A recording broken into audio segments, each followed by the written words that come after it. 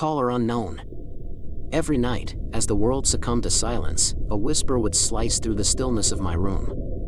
It was faint, almost gentle, like a secret meant only for me. "Evelyn," it would say, my name hanging in the air, a ghostly caress that left me frozen beneath my sheets. I'd convinced myself it was just the wind, or the house settling, or my own imagination running wild. Until tonight. Tonight, the whispers grew insistent, a demanding undertone that beckoned me from the safety of my bed. I rose, a puppet drawn by invisible strings, and approached the closet. The door creaked open, revealing the darkness within, and there, buried under years of forgotten memories, was an old phone. Its screen was cracked, the edges caked with dust, but it was the missed calls that sent a chill down my spine. Dozens of them, all from my number. I reached out, hesitating as my fingers brushed against the cold plastic. The phone vibrated suddenly, startling me. Another call from my number. I answered, pressing the phone to my ear, and the whispering enveloped me, louder now, a cacophony of voices that seemed to echo from a place not of this world. "Come to us, Evelyn," they urged, a symphony of the damned that knew my name. The line went dead, and the silence returned, heavier than before. I looked around, the familiarity of my room now tainted with an unseen presence. The whispers had stopped, but I could feel eyes on me, watching, waiting. I tried to convince myself it was a prank, a sick joke, but the fear that gripped my heart was real. As dawn approached, the whispers returned, a relentless tide that promised no reprieve. I knew then that I had to uncover the truth behind these spectral calls.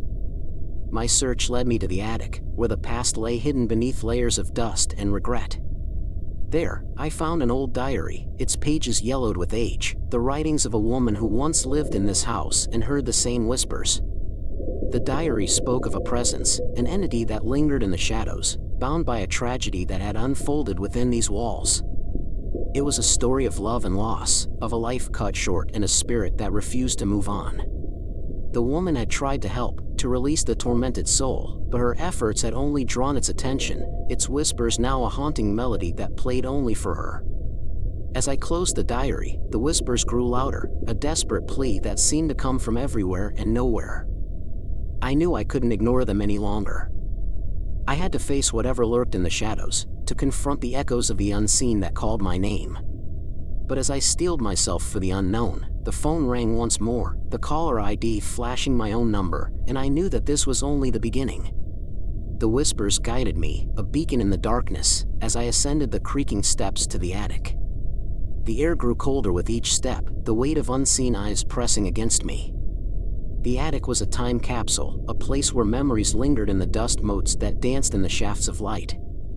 "Evelyn," the voices called, more urgent now, as if excited by my arrival. I began to sift through the relics of the past, each item a piece of the puzzle that was this house's history. An old photograph caught my eye, a family portrait that seemed to stare back at me with hollow eyes. The faces were familiar, too familiar. It was then I realized they were my ancestors, and the whispers were a legacy passed down through generations. The phone in my pocket vibrated, another call from my number. I answered, and the whispers grew into a scream, a sound so harrowing it threatened to shatter my sanity. "Release us," they cried, and the attic spun, the walls bleeding shadows that reached out for me. I dropped the phone, and it shattered on the wooden floor, the screen going black. In the silence that followed, a diary fell from a shelf, landing open at a page marked by a dried rose. The entry was dated exactly 100 years ago, and it spoke of a curse, a family doomed to be haunted by the spirits of those they had wronged. My blood ran cold as I read the last words, "Only when the debt is paid, will the whispers cease." I needed answers, and I knew where to find them. The local library held the archives of the town's history, and there, amidst the brittle pages of the past, I found the truth. My family had built their fortune on sorrow, a tragedy that had claimed many lives. And now, those souls demanded retribution. Night fell as I returned home, the whispers growing louder with the darkness. They were angry, their voices an army that filled the house. I could feel them closing in, the air thick with their rage. I had to make it right, to appease the spirits that my family had wronged. But how? The answer came in a vision, a memory not my own. A hidden room in the house, a place where the truth lay buried. I followed the whispers, and they led me to a wall that wasn't a wall. With trembling hands, I pushed against the wood, and it gave way, revealing a room lost to time. And there, in the center, was a phone, its line cut, but it rang, and I knew I had to answer.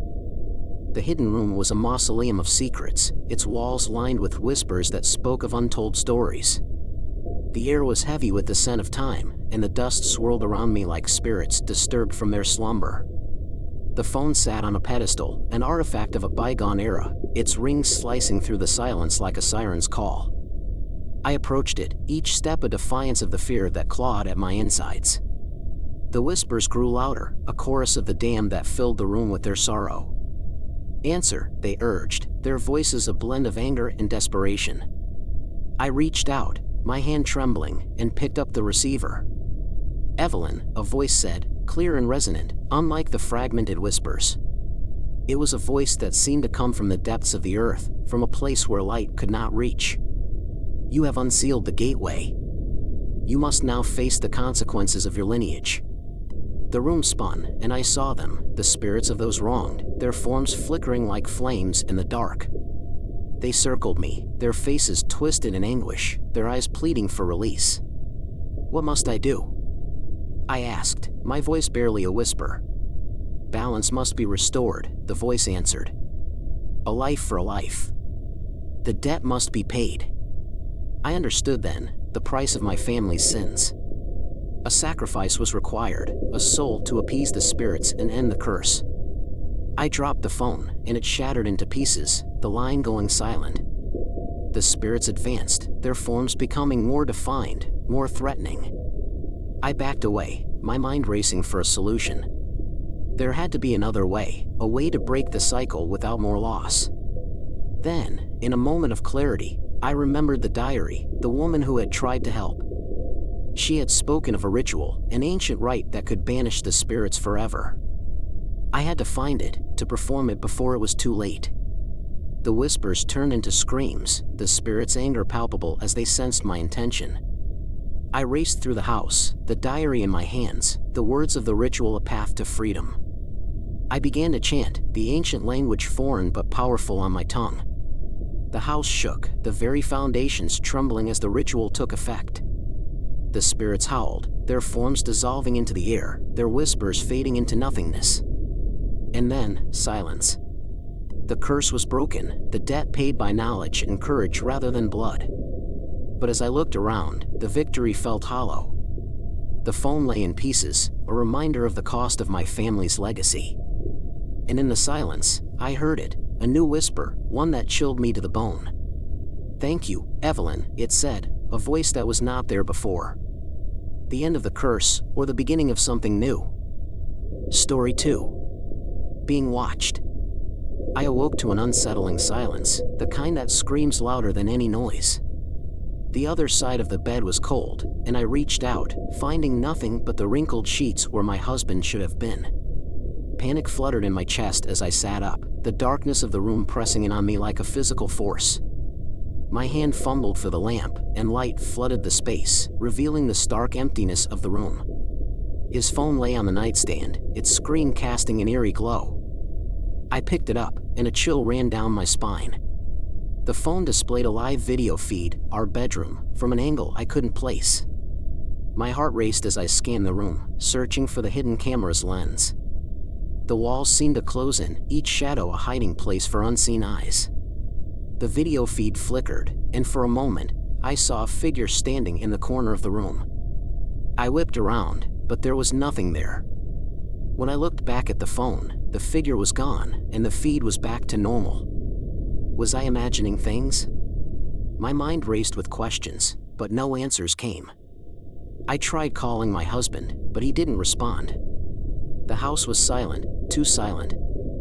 I ventured out of the bedroom, my steps hesitant. The hallway stretched before me, each door a barrier to an unknown terror. I opened them one by one, finding nothing but the remnants of our life together. The last door led to the basement, and as I descended the creaking stairs, the air grew colder. The basement was shrouded in darkness, and I fumbled for the switch. The lights flickered on, casting long shadows across the concrete floor. That's when I saw it, the outline of a door that hadn't been there before. I approached, my curiosity warring with fear. The door was old, the wood swollen with age, and it groaned as I pushed it open. Beyond lay a room I had never seen, filled with monitors showing live feeds from all over the house.